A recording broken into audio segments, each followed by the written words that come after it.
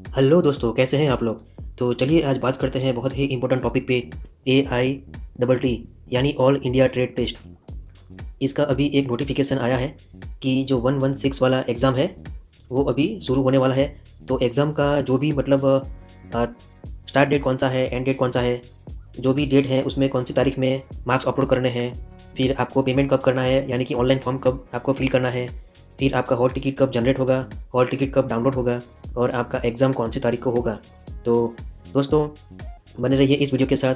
सबसे पहले हम डिस्कस करते हैं कि ये एग्ज़ाम जो है AITT 116, आपको पहले तो ये कन्फ्यूज़न होगा कि क्या जितने भी अप्रेंटिस हैं सबको ये एग्ज़ाम देना है। देखो नहीं, सभी अप्रेंटिस को ये एग्ज़ाम नहीं देना है।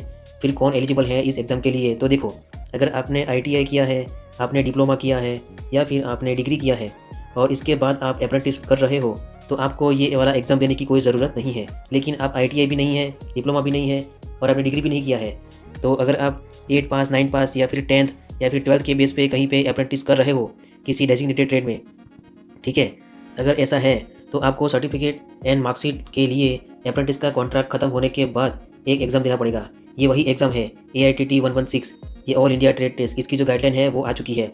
तो दोस्तों अगर आपको ये PDF चाहिए तो मैं इसका लिंक डिस्क्रिप्शन में दे दूँगा, वहाँ से आप इसे डाउनलोड कर सकते हो। तो आप अगर जो कैंडिडेट हैं जिन्होंने AITT 115 दिया था और उसमें देखो ये जो 115 वाला है इसका रिज़ल्ट आ गया है, तो आप अप्रेंटिसशिप इंडिया वेबसाइट पे जाएँ और वहाँ पे लॉगिन करें। जो कैंडिडेट का लॉगिन होता है उसमें जाके आप अपना रिज़ल्ट चेक कर सकते हो। ये कैसे चेक करना है ये भी हम वीडियो के एंड में देख लेते हैं। अभी तो चलिए बात करते हैं AITT 115 के बारे में।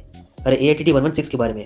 5 तो ख़त्म हो गया, अभी 6 आ रहा है। देखो यहाँ पे इन्होंने कुछ इन्फॉर्मेशन शेयर की है कि अटेंडेंस कितनी होनी चाहिए, यानी कि जो अप्रेंटिस वाला बंदा है वो ग्रेटर और इक्वल टू 80%, यानी कि आपकी इतनी अटेंडेंस होनी चाहिए। जो भी आपका कंपनी में HR पर्सन है वो आपकी अटेंडेंस ऑनलाइन एंटर कर देंगे, तो उसके बाद ही आप ऑनलाइन पे कर सकते हो एग्ज़ाम के फॉर्म के लिए, ठीक है।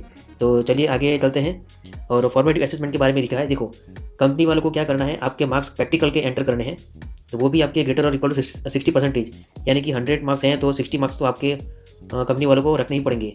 फिर दूसरा है, चलिए आगे बात करते हैं।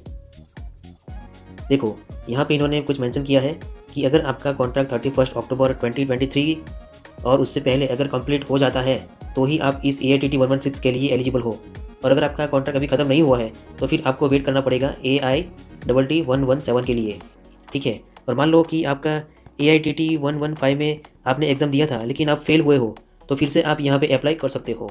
तो ये बात आपको ध्यान में रखनी है दोस्तों। अभी आपको एग्ज़ाम पैटर्न के बारे में भी मालूम होना चाहिए, क्यों, क्योंकि आपको एग्ज़ाम क्लियर करना है।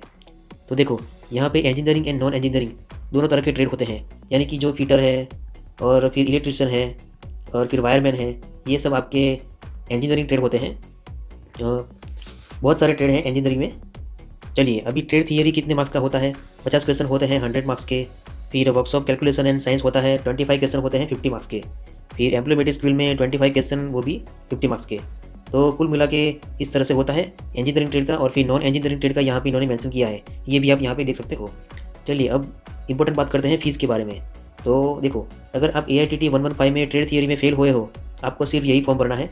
और अगर वर्कशॉप साइंस में अगर आप फेल हैं तो फिर आपको इतनी पेमेंट करना पड़ेगा।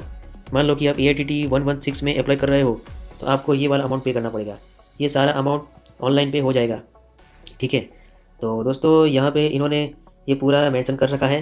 देखो यहाँ पे PDF ख़त्म हो गई है और मेरी तो आपसे ये रिक्वेस्ट है कि आप एंड डेट से पहले अप्लाई कर दो, क्योंकि लास्ट में क्या होता है, ट्रांजैक्शन फेल हो जाता है और काफ़ी सारी बच्चों की जो हॉल टिकट है वो नहीं आती है। तो आपके साथ ऐसा ना हो, इसलिए समय रहते आप पे कर दो कि कैसे करना है, ठीक है। और कैसे पे करना है इसके लिए भी मैंने एक वीडियो बनाया है, तो चलिए वो देख लेते हैं।